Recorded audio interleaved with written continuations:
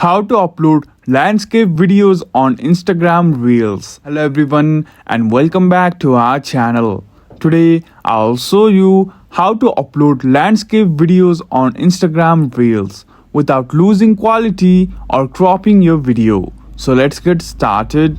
Reels are designed for vertical videos, but you can't still post landscape content.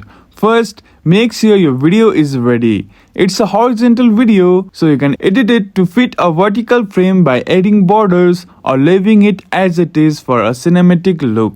Now, open Instagram and tap the Reels icon. Tap the camera button to start creating a reel, then choose Upload. Select your landscape from a gallery.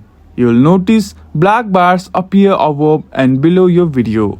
That's okay. You can also add text or stickers to fill in the space creatively. Once you have made your adjustments, tap next and add a caption, hashtag and choose a cover photo. Then hit post. Your landscape video is now live on Reels. And that's it.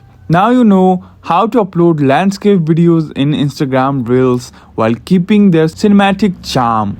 If you found this video helpful, please give it a thumbs up and subscribe to our channel. Thank you for watching and we will see you again in the next video.